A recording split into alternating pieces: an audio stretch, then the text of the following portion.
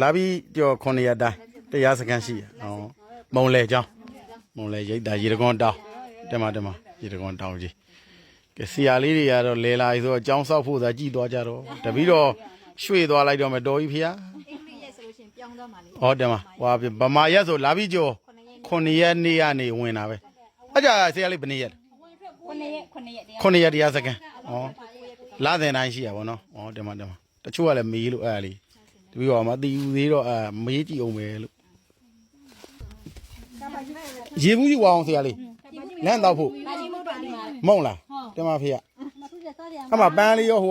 သကဝါပန်းမိတ်ဝအောင်မယ်သကဝါပန်းလေးအမတီးရတီးလေးရောဒါလေးရောထဲလိုက်တင်ပါဖေရပေးတဲ့သူနဲ့ပြီးပါသေး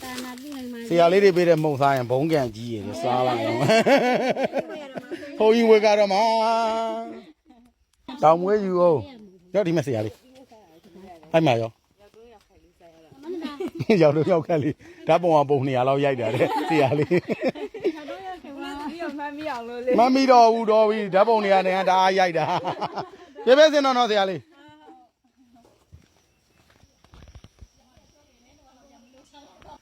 ရေကွန်တောင်းမုံလေ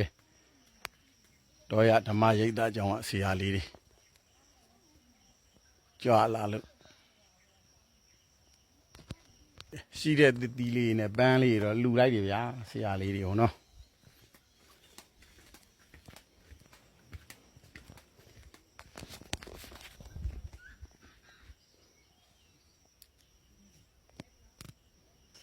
မိုးကတော့မနက်ကတော့နေ့လေဒီတမနလုံးရွာတာ။အော်နေ့လေကနေဒီဘက်ကျတော့လင်းသွားပြန်ရောဗျာနော်။တောင်မော်တော်မှအမဘွားပေါက်အောင်ရွာတာမိုးအားကြီးတာ။ခုကြသူမဟုတ်တဲ့အတိုင်းပဲနေအောင်ညွတ်ထွားရလို့။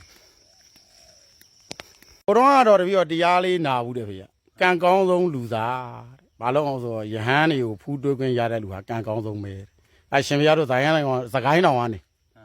ရေတံခွန်တောင်ရောက်လာ။အာတပည့်တော်လည်းဖူးရတယ်။ရေတံခွန်တောင်ထိပ်ရောက်တော့ရေပါချိုးလိုက်သေးတယ်။အာတပည့်တော်လည်းကုသိုလ်ထူတာပဲ။ကဲရှင်ဘုရားတို့သာသနာကျိုးတိထမကထမ်းဆောင်နိုင်ပါသေးဖေ။တပည့်တော်လည်းမမေ့နဲ့တော့နောက်ကြ။ကဲဖြည်းဖြည်းကြွမယ်။ရေလည်းချိုးပြီးသွားပြီ။ချော်ရလဲဟုံးပေးပြီးသွားပြီ။တရားတီးဓမ္မဖေရဓမ္မဖြည်းဖြည်းနော်ကဲမောင်ကျောင်းသားအေးစေးနောက်လာရှင်မရဖြည်းဖြည်းစင်ပြေရင်ကြွလာကြခင်နော်ကိုရဲတောင်ထဲမှာစာပေလေးပြီးလို့အေးအေးချမ်းချမ်းလေးနေကြရင်တော့ချိန်မရွေးပါပဲဖေရရဟန်းတန်ကာကတော့ကဲဘာကြီးမို့ပြန်ပြီးဆိုတော့ပြီးတော့အဲ့လိုလူတွေကပြန်လို့နှုတ်ဆက်တာမလွမ်းတတ်ဘူးဒီလိုဦးသိန်းနေရနှုတ်ဆက်သွားတယ်ပြီးတော့တမျိုးကြီးခံတာတကယ်ပြောတာတမအဲ့လိုသင်္ကန်းရောင်လေးတွေကတောတောင်နဲ့တအားလိုက်တာဖေ။ပြီးတော့တစ်ချိန်တော့ဝင်နိုင်အောင်ကြိုးစားမယ်ဖေ။တမအားကြချီးမြှင့်ပေးအောင်ဖေ။သလား။ဒီမှာလုံးပါမယ်ဖေ။ဖြည်းဖြည်းဖေ။